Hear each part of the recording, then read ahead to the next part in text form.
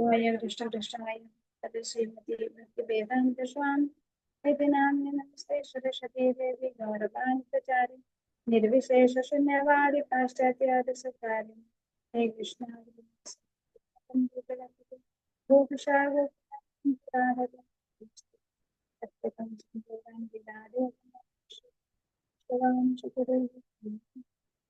जय श्री कृष्ण शिवाचार्य गौर हरे कृष्ण कृष्ण कृष्ण हरे हरे हरे राम राम राम।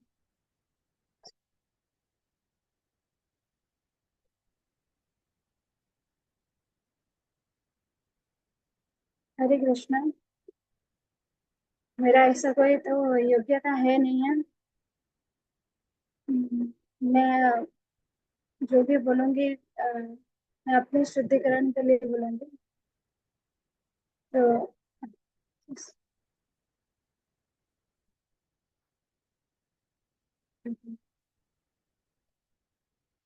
तो ये तो मैं एक राधेश्याम दास प्रभु का लेक्चर सुन रहा था। तो प्रभु जी बोले थे कि मनुष्य जीवन जो है जिसका प्राप्त हुआ है वो बहुत भाग्यवान है। वो बहुत इम्पोर्टेंट है। अगर ये एक गोल्डन अपॉर्चुनिटी है, अगर इसको आप भी मिस कर दोगे तो आप पूरी तरह से लॉस हो जाओगे। तो इस गोल्डन अपॉर्चुनिटी का कैसे फायदा उठाना है। जैसे अभी हमारा इम्पोर्टेंस क्या है, मतलब हमारा लाइफ का इम्पोर्टेंस क्या है, नॉन इम्पोर्टेंस क्या है, हमारा शॉर्ट टर्म गोल कौन सा है और लॉन्ग टर्म गोल कौन सा है, ये हमें पहले जानना चाहिए। तो आजकल ये आधुनिक जीवन में हमें भक्ति करना बहुत मुश्किल है। फिर भी नामुमकिन नहीं है, वो हमें दोनों मतलब भक्ति में करना ही पड़ेगा। उसके अलावा दूसरी रास्ता है नहीं, या तो माया का अंडर में रहेंगे या तो भगवान के। तो इसीलिए हमें इस आधुनिक जीवन में कैसे हम भक्ति को आगे बढ़ाएंगे। तो प्रभु जी बोल रहे थे कि हमारा दो दो टाइप का ड्यूटी है। एक कंडीशनल ड्यूटी है और एक कॉन्स्टिट्यूशनल ड्यूटी है, जो शाश्वत बोलते हैं। जो कंडीशनल ड्यूटी जो है वो क्या है, जो हम अपने जो रिलेटिव्स के लिए, अपने के लिए, मतलब इस मेटेरियल जगत को फुलफिल करने के लिए हम कंडीशनल ड्यूटी करते हैं। क्योंकि हर किसी जो जैसे मैरिज करते हैं, फिर जब छोटे थे तो हम पढ़ाई करते हैं, फिर जब बड़े होते हैं फिर नौकरी, फिर शादी, फिर बच्चे, फिर सबका उनका केयर, इसको कंडीशनल ड्यूटी बोलते हैं। और शाश्वत ड्यूटी क्या है, वो भगवान के लिए हम जो करेंगे, जो भगवान को खुश करने के लिए जो सेवा करेंगे, वो शाश्वत ड्यूटी है। तो बोले रहते हैं कि हमें भगवान के साथ जो वर्टिकल रिलेशन रखना चाहिए, मतलब सीधा रिलेशन रख के शाश्वत ड्यूटी करना है। क्योंकि जो जैसे कि प्रभु जी बोले कि जो बतख है और एक हंस है। जो डक है वो हमेशा जमीन पे ही चलता है, और जो हंस है वो उड़ता है, जो वर्टिकल डायरेक्शन में उड़ता है। बट हमें जो सन्यासी होते हैं वो वर्टिकल डायरेक्शन में रहते हैं, क्योंकि वो हंस के जैसे भक्ति में आगे बढ़ते रहते हैं। बट जो गृहस्थ है वो क्या होता है, उनको दोनों ड्यूटी करना है, वर्टिकल भी और हॉरिजॉन्टल। हमें दोनों में रहना है। हंस की तरह हमें भक्ति में भी आगे बढ़ना है, ऊपर उड़ना है, और हमें बतख के जैसे जमीन में वर्टिकल भी रहना है। तो अभी हम अभी वर्टिकल अगर हम जमीन में ही रह जाएंगे तो हम इस दलदल में फंस जाएंगे। जैसे इसके रिगार्डिंग स्टोरी बताते हैं कि एक बंदर है, वो पेड़ पे बैठ के पेड़ पे बैठा था और नीचे देखा। तो नीचे एक वो पिच्चू तार जो रोड पे डालते हैं, उसका एक बड़ा सा बैरल था। तो उसको पता नहीं है कि वो क्या है। उसको वो क्योंकि वो ब्लैक कलर और शाइनिंग था, तो उसको लगा कि ये मेरा खाने वाला चीज है, वो बंदर को लगा, तो वो नीचे आया और वो बैरल के अंदर हाथ डाल दिया। तो जैसे ही वो पीछे जो तार है उसके अंदर उसके हाथ फंस गया। तो एक हाथ फंसने के बाद वो दूसरे हाथ डाल दिया, तो उसको बच निकालने के लिए, तो दोनों हाथ फंस गया। तो दोनों हाथ फंसने के बाद वो अपने मतलब हाथों को निकालने के लिए दोनों पैर का इस्तेमाल किया। तो दोनों पैर भी फंस गया, अब हाथ और पैर सब कुछ फंस गया। तो फिर दूर से लोग जो रोड बना रहे थे वो लोग देखे कि एक बंदर फंस गया है, तो उसको निकाल दिए उस तार से। तो प्रभु जी बोल रहे थे कि ये जो तार है, बेरल भर के तार है, वो हमारा मेटेरियल जगत। हम इस जैसे हम इस दलदल के अंदर फंस जाते हैं, जैसे वो बंदर फंस गया था, हम भी वैसे ही फंस जाते हैं। सब आते हैं, जन्म होते हैं और फंस जाते हैं। बट वो जो लोग आए, जो हेल्प करने के लिए, जो उद्धार करने के लिए जो लोग आए, वो है हमारा वरिष्ठ वैष्णव है। क्योंकि जो लोग जिसको वो तार से निकलने का नॉलेज है वही निकाल सकता है। वैसे ही हमें इस मेटेरियल जगत में कैसे भक्ति को करना है और माया से कैसे बचाना है, जो माया से बचा है वही हमें गाइडेंस कर सकते हैं। तो इसलिए इस मेटेरियल जगत में हम फंसे, इससे अच्छा है कि हम भक्तों के साथ रह के हमारा भक्ति कर पाएंगे। क्योंकि ये जो मनुष्य जीवन में भगवान विवेक, बुद्धि और ज्ञान दिए हैं, जो जो किसी को भी नहीं दिए हैं। और हम है कि इस माया के अंडर में ही रहे। तो प्रभु जी और एक बोलते हैं कि वो एक जब गांव में एक छोटे बच्चे खेल, एक स्टोरी बता रहे थे कि छोटे बच्चे खेल रहे थे। तो एक आदमी क्या किए, एक बड़ा सा टीवी लेके घर पे आए। तो बड़ा सा टीवी क्या है, वो टीवी निकाल के, तो बच्चे भाग भाग के आते हैं ना उसके अंदर क्या है देखने के लिए। तो उसने क्या किया, वो टीवी को निकाल के वो लगा लिया, बट वो उसका कवर जो है उसको फेंक दिया।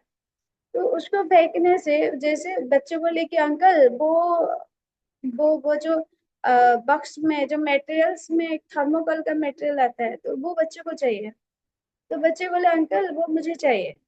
तो बोले कि उसका भी कोई काम का नहीं है, तो उसने बोला हाँ ले जाओ। तो बच्चे खुशी खुशी वो थर्मोकोल और वो ले लिए और उसको खेलने लगे, और बोले कि अंकल कितना दयालु है, कितना अच्छे हैं, जो हमें मांगते ही दे दिया। तो प्रभु जी इसको बोलते हैं, तो इन दोनों में से कौन सा इम्पोर्टेंट है? ज्यादा इम्पोर्टेंट वो टीवी है या पैकेज है? ज्यादा इम्पोर्टेंट वो टीवी है। वैसे ही हमारे हमारे लिए वो टीवी हमारा सोल है, और जो पैकेज जो फेंका गया है वो है हमारा बॉडी। हमारा ये जो मेटेरियल बॉडी है, वो बॉडी वो है, वो कवर। हम वो जैसे हम वो पैकेज को पाके बच्चे खुश हो गए, वैसे हम भी इस मेटेरियल जगत में आके वो माया क्या करते हैं, माया देवी क्या करते हैं, सब कुछ हमें दे देते हैं। ये लो, पैसे लो, गाड़ी लो, पावर लो, सब कुछ लो, ऐसे जब दे देते हैं हम बहुत खुश हो जाते हैं। माया कितना, माया देवी कितनी अच्छी है और कितना सुंदर ये दुनिया है बोल के हम उसी उसी को कर लेते हैं। और हम अपनी इस बॉडी को सजाने के लिए सब कुछ करते हैं, जैसे महंगे क्रीम, पाउडर, लोशन सब लगाते हैं। बट ये बॉडी क्या सोल के बगैर कुछ नहीं। क्योंकि जैसे ही ये सोल आत्मा चले जाएंगे तो इस बॉडी का कोई वैल्यू नहीं है।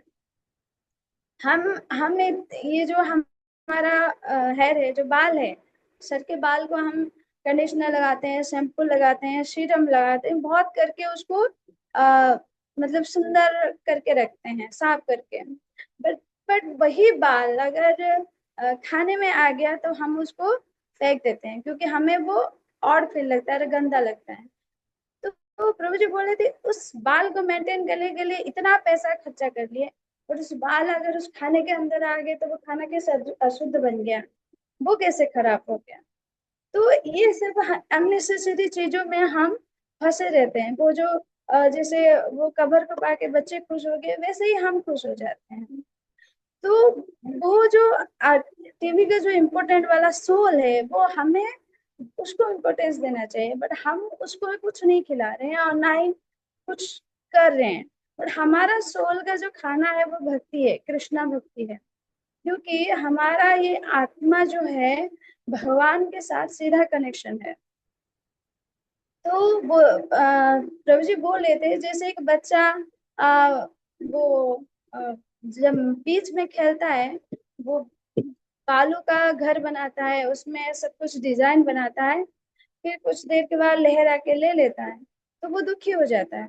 फिर उसका टाइमिंग जैसे खत्म हो जाता है, जैसे बीच में हम जाते हैं 2-3 घंटे खेलने के बाद, मम्मी पापा प्रेशर करते हैं कि बच्चे को घर लेने के लिए, तो बच्चे चले जाते हैं मम्मी पापा के साथ। तो वैसे ही क्यों चले जाते हैं, क्योंकि मम्मी पापा के साथ बच्चे का गहरा रिलेशन है, और उसको पता है कि मम्मी पापा के साथ मुझे जाना है, और उनके साथ मुझे लॉन्ग टर्म का रिलेशन मेरे मम्मी पापा के साथ है, ना ही इस बालू के घर से। तो इसीलिए खुशी खुशी चले जाते हैं। तो वैसे ही हमारा जो ये रिलेशन है भगवान के साथ, वो लॉन्ग टर्म है। जैसे पेरेंट्स के साथ एक बच्चे का रिलेशन है, वैसे ही हमारा जो रिलेशन भगवान के साथ वैसा है। हमें भगवान के साथ जाना है, क्योंकि हम जब जन्म हुए हैं तो हमारा कभी ना कभी एक्सपायर डेट लिख के भेजा जाता है। हर हर प्रोडक्ट का जैसे एक्सपायर डेट है, हमारा भी एक्सपायर डेट है। हम आएंगे और एक्सपायर डेट में हम चले जाएंगे। बट हम अगर हम इस दलदल में फंस जाएंगे, तो हम हमारा ये जो लाइफ है वेस्ट हो जाएगा। प्रहलाद महाराज बोलते हैं कि जब अपने मित्रों को बोलते हैं कि हमारा कृष्णा जो है एक, वो तीन तीन क्वालिटी के बारे में बोलते हैं कि वो एक प्रिय है, और आत्मेश्वर है, और सुहृद है, सुहृद व्यक्ति है। तो वो बोले प्रिय मतलब क्या है, भगवान को हमारा ये आत्मा बहुत प्रिय है। क्योंकि हम हमारा ये जो सोल है, एक बॉडी को छोड़ के दूसरे दूसरे बॉडी में दूसरे तीसरे ऐसे चला जाता है। बट ये इसके साथ सीधा रिलेशन भगवान के साथ, सोल के साथ भगवान का गहरा रिलेशन है। और दूसरा इसीलिए भगवान को ये सोल बहुत प्रिय है। तो इसीलिए हमें इस सोल को नरिशिंग करना चाहिए। सोल को हमें ज्यादा से ज्यादा भगवत ज्ञान देना है, सुनना है, और प्रसाद खाना है। ये मतलब हमारी आत्मा को स्ट्रांग बनाना है, ताकि वो भगवान के साथ पास में जा सके, ना ही इस बॉडी को करना है। और एक दूसरा प्रहलाद महाराज बोलते हैं आत्मेश्वर, क्योंकि इस आत्मा का ईश्वर भगवान है, तो इसीलिए उनको आत्मेश्वर बोला गया है। तो वो उनके मालिक है, कभी ना कभी उनके पास जाएंगे। पर उसके लिए दर दर भटकने से अच्छा है कि एक मनुष्य जीवन में ही उसकी फायदा उठा सके। अशुद्ध क्या है, क्योंकि इस जगत में कोई भी ऐसा नहीं है, क्योंकि जब तक आपके पास पैसा है, पावर है, सब आपके पीछे घूमते रहेंगे, मधुमक्खी के जैसे। बट जैसे ही आपका एक खत्म भी हो गया, एक कुछ लाइफ में प्रॉब्लम आ गया, तो कोई साथ नहीं देगा, ऐसा भगवान के अलावा। क्योंकि हम इस मेटेरियल जगत में, चाहे बच्चे के लिए चाहे किसी के लिए, कोई भी कुछ भी करे, तो सब बोलते हैं कि और चाहिए, मतलब मोर एंड मोर चाहिए मुझे, और चाहिए और चाहिए, मतलब उम्मीद ज्यादा से ज्यादा रखते हैं। अगर नहीं मिला तो उसी से दुखी होते हैं। बट भगवान ऐसे हैं कि एक छोटी सी भी कर ले, तो भगवान बोलते हैं कि मेरे लिए वो एक किया है, तो मैं उसके लिए 10 रास्ता खोल दूँ। तो इसीलिए कि जो इस जो लाइफ मिला है, इस लाइफ को हमें सही रास्ते में लेना है, और भगवत कृपा पाना है, और भक्तों के संग लेना है। और यही आत्मा को के लिए ही हमें सब कुछ करना है, वो भगवान और आत्मा का जाके मिलन हो। जैसे स्कूल में जैसे जब छोड़ा जाता है, तो बच्चे के माँ बाप खड़े होते हैं, तो बच्चे जैसे ढूंढ ढूंढ के अपने ही माँ बाप के पास आते हैं। जैसे ये आत्मा भी वो रास्ता ढूंढता है कि भगवान के पास में जाए। तो इसीलिए हमें इस आत्मा को भगवान के साथ मिलाने के लिए यही मानव जीवन ही गोल्डन अपॉर्चुनिटी है। और इसी को सही तरीके से अगर हम करेंगे और भक्ति में आगे बढ़ेंगे, तभी जाके हमारा जो भगवान और आत्मा का मिलन हो सकेगा, और हम भी इससे दलदल से बच सकेंगे।